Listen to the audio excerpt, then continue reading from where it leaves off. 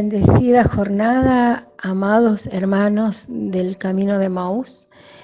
Mi nombre es Viviana Molini, soy parte del movimiento y estoy en la pequeña comunidad de María, en la comunidad Buena Nueva, y junto a mi esposo Carlos estamos en el servicio de la coordinación y somos parte de nuestra comunidad Sagrada Familia. En este domingo vamos a meditar el Evangelio según San Mateo, pero antes de comenzar con esta palabra tan hermosa, voy a pedirle al Espíritu Santo que venga a nuestras vidas, que venga a mi persona, que mis palabras sean las suyas, las del Padre y del Hijo, que toque mi corazón, mis oídos, todo mi ser, para ser un fiel instrumento de ellos y poder llegar a los corazones de ustedes, a quien también les pido que bendigan, que todas sus personas queden bendecidas por ellos, por la Santísima Trinidad, para poder recibir como tierra fértil esta palabra que hoy nos regala. El Evangelio de hoy les comentaba es Mateo 16, del 21 al 27. Y dice así: desde aquel día Jesús comenzó a anunciar a sus discípulos que debía ir a Jerusalén y sufrir mucho por parte de los ancianos, de los sumos sacerdotes y de los escribas, que debía ser condenado a muerte y resucitar al tercer día. Pedro lo llevó aparte y comenzó a reprenderlo, diciendo: Dios no lo permita, Señor, eso no sucederá. Pero él, dándose vuelta, dijo a Pedro: retírate, ve detrás de mí, Satanás. Tú eres para mí un obstáculo, porque tus pensamientos no son los de Dios, sino los de los hombres. Entonces Jesús dijo a sus discípulos: el que quiera venir detrás de mí, que renuncie a sí mismo, que cargue con su cruz y me siga, porque el que quiera salvar su vida la perderá, y el que pierda su vida a causa de mí la encontrará. ¿De qué le sirve al hombre ganar el mundo entero si pierde su vida? ¿Y qué podrá dar el hombre a cambio de su vida? Porque el Hijo del Hombre vendrá en la gloria de su Padre, rodeado de sus ángeles, y entonces pagará a cada uno de acuerdo con sus obras. Es palabra de Dios. Bueno, hermanos, cuando meditaba sobre este Evangelio, que verdaderamente es muy rico, el Señor me iba inspirando y mostrando diversos aspectos.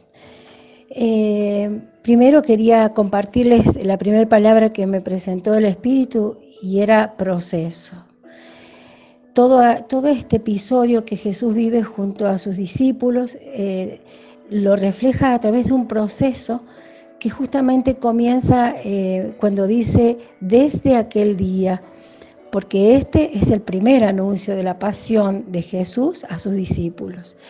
Entonces dice, desde aquel día Jesús comenzó a anunciar a sus discípulos que debía ir a Jerusalén.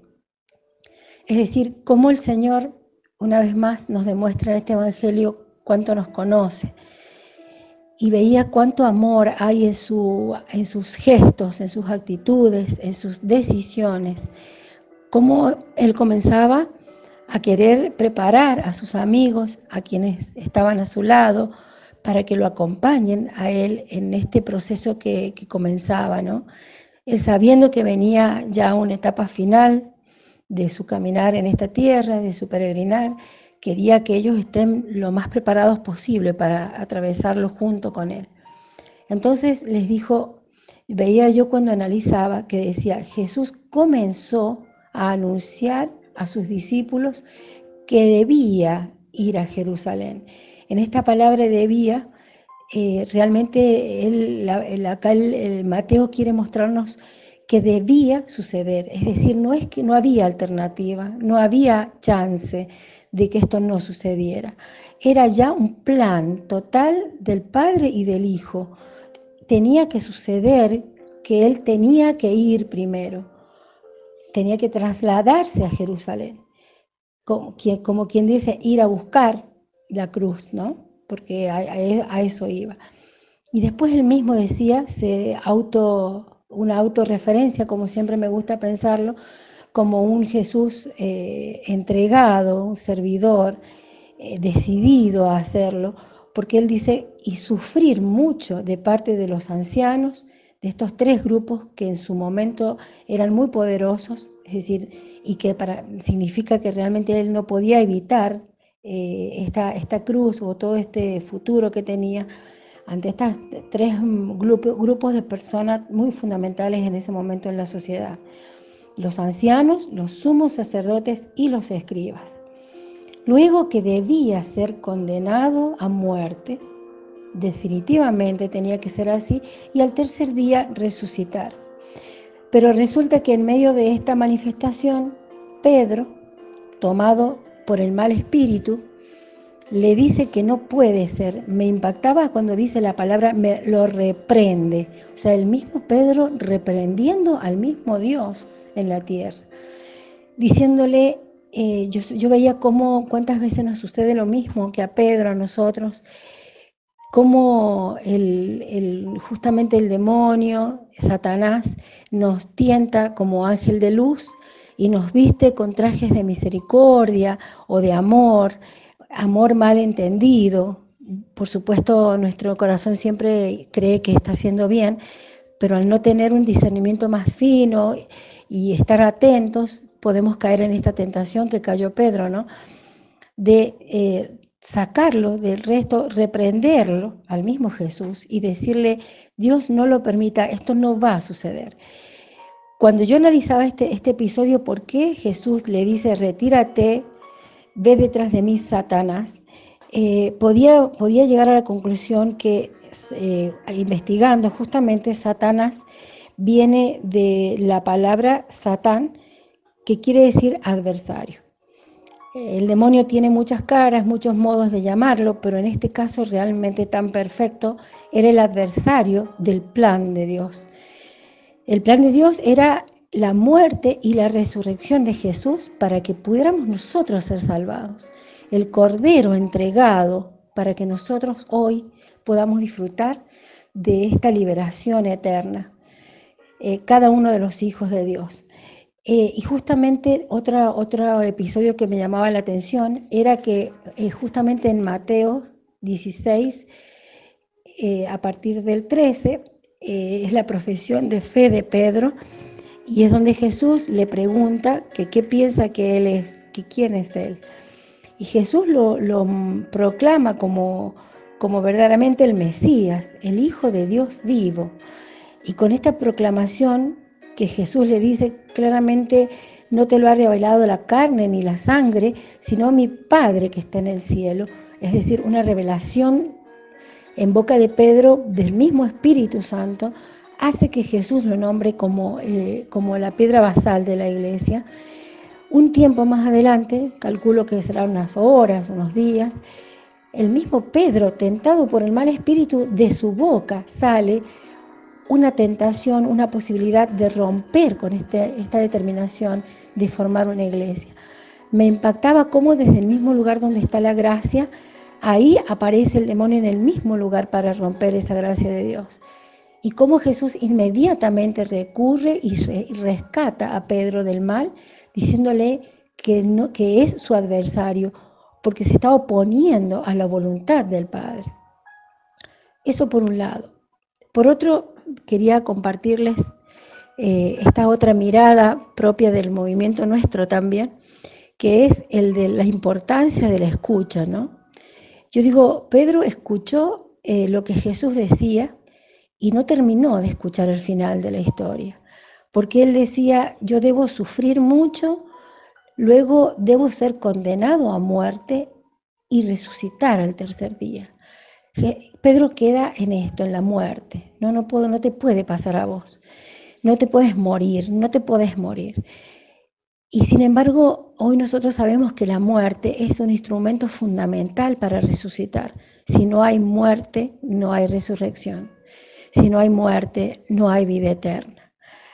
Por eso justamente más adelante, él les dice a los discípulos y en otro evangelio dice que a todo el pueblo se da vuelta y le dice, el que quiera, a partir de ahora, el que quiera salvar su vida, la perderá. Es decir, hay que morir para salvar tu vida. Muchas veces nosotros en comunidad hemos meditado este hecho, este misterio, y decíamos que uno piensa que salvar la vida, por supuesto, es la vida eterna, pero cada vez que nosotros queremos ganar una discusión, por ejemplo, estamos perdiendo la vida eterna, porque perdemos la paz y perdemos un momento de cielo aquí en la tierra. Cada vez que me preocupo por ganar más dinero, porque quiero tener más cosas materiales y un bienestar, inclusive vuelvo a insistir en un aparente propósito bueno y benevolente, pierdo el tiempo para orar, pierdo el tiempo para tener paz y armonía en mi interior, pierdo el tiempo para escuchar a mis hijos, a mis hermanos, a mis padres, el de compartir tiempo con ellos porque debo ir a trabajar, por ejemplo. ¿Cuántas veces por ganar más cosas materiales, bienestar en las cosas, tantas cosas innecesarias, perdemos lo verdadero, perdemos la mirada de lo profundo, perdemos el sentido de la vida muchas veces?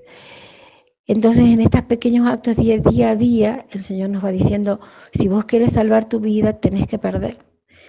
Entonces, cada vez que yo pierda algo, voy a tener la esperanza de saber que me estoy salvando en realidad, con esta promesa, porque esta palabra también tiene una promesa absolutamente hermosa, donde dice, esta parte donde dice, les aseguro, que porque el Hijo del Hombre vendrá, esta promesa definitiva que sabemos que va a ser así, vendrá en la gloria de su Padre, rodeado de sus ángeles, y entonces pagará a cada uno de acuerdo con sus obras.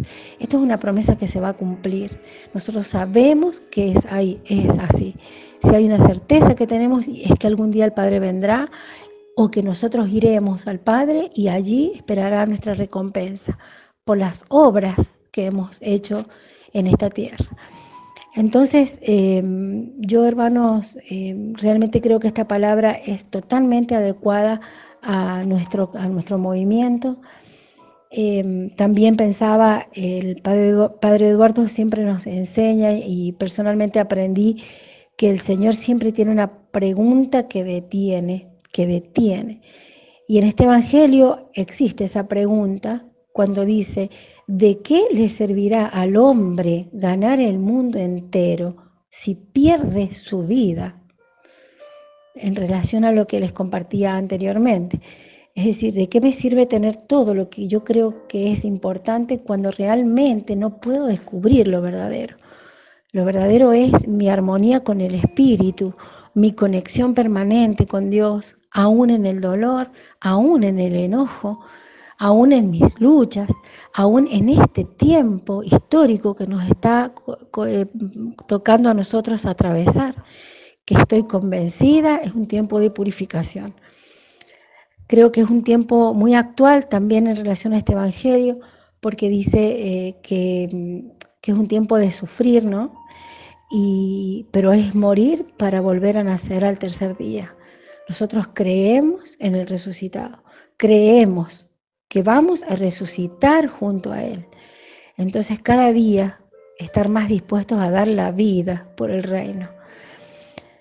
Y por otro lado, ya para terminar, quería compartirles mi experiencia personal ante este llamado del Señor a proclamar su palabra.